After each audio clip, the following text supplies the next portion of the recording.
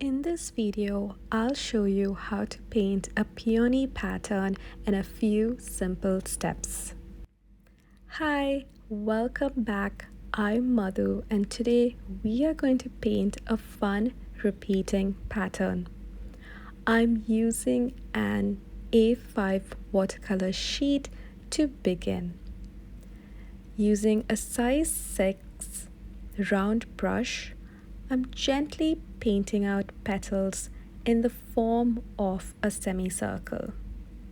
This light wash of ochre pink is perfect to begin our first layer for our peonies. Let's do some more of these repeating elements throughout our sheet. You can form the petals by gently dragging your brush up and down to form petals on top as well as a layer below. I have added the link to my brush drills practice video above.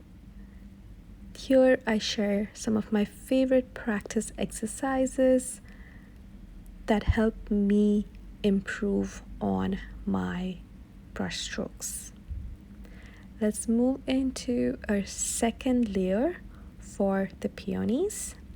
Here I'm using a deeper ochre pink, which is less diluted, and I'm adding a smaller, shorter set of petals.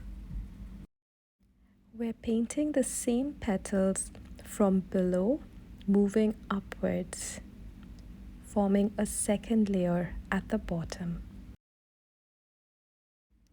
I'm adding this layer to all the peonies that I had painted by slightly tweaking the placement of my petals.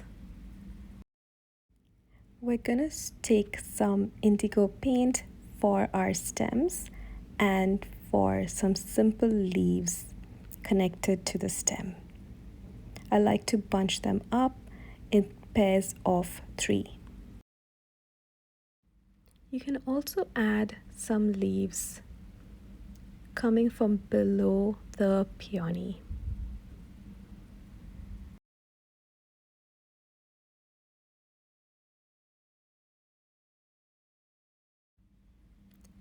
Repeat this step for the remaining peonies by playing around with the placement of leaves.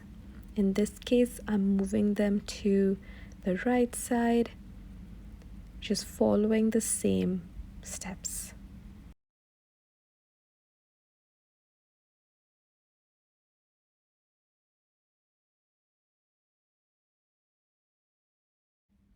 We're now going to add a stem that is coming from above the piece where the top half has been cut off by the paper. This way we create a repeating pattern and it looks a little bit more complete. Similarly, adding any peonies at the bottom of the paper to avoid any blank spaces between the elements. In my watercolor floral 6-week program, I teach step by step different florals in the course along with my signature style. You can check it out in the link above. Finishing up the pattern, I'm gonna add some stippling dots at the top of the petal for all of our peonies. We are going to complete the pattern by adding a background with indigo, leaving a white space between our peony and the indigo background. Just gently paint the entire pattern. I find this part very relaxing. We are just bringing the piece to life in this step. Finishing up our pattern as I have a sip of my matcha. This has been a lot of fun, and it's a great way to create something by just using one element. I used two of my favorite inks. This is the Crystal Blue Legacy and the Sugar and Spite by Ferris Wheel Press.